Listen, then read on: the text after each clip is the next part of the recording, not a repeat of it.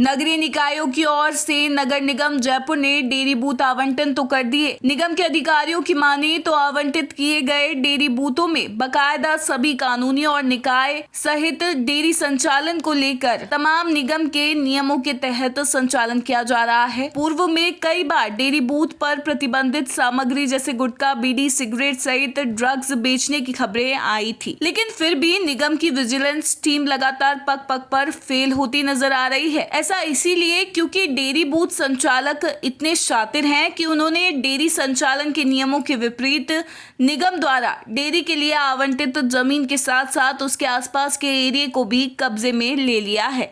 मामला है प्रदेश के सबसे बड़े और राजधानी जयपुर में स्थित रेलवे स्टेशन के पास बनी सरस डेयरी बूथ नंबर 1464 का।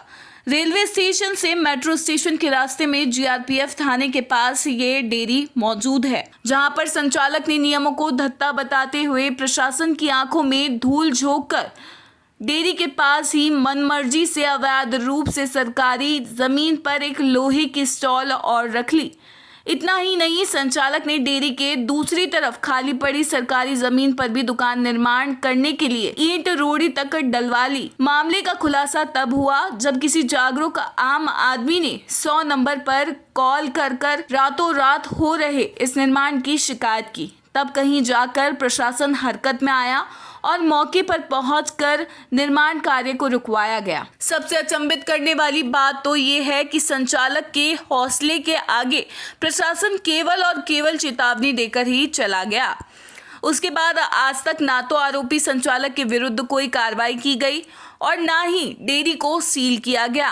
काम रुकवाने के बाद आज तक भी वह डेयरी दिन रात खुली रहती है और डेयरी के पास अवैध रूप से रखी लोहे की स्टॉल भी वहीं पर है। यहाँ तक कि पक्के निर्माण को लेकर डेयरी संचालक द्वारा डलवाया गया मलबा अभी तक भी वहीं पड़ा हुआ है। ऐसे में करीब हफ्ते पहले स्थानीय जागरूक लोगों ने 100 नंबर पर कॉल कर हो रहे अवैध निर्माण के बारे में शिकायत की थी। मामला जयपुर शहर के एक इसी डेयरी बूथ का नहीं है। शहर में आवंटित सभी डेयरी बूथों की आड़ में संचालक मनमर्जी से अवैध रूप से सरकारी जमीनों पर कब्जे कर रहे हैं।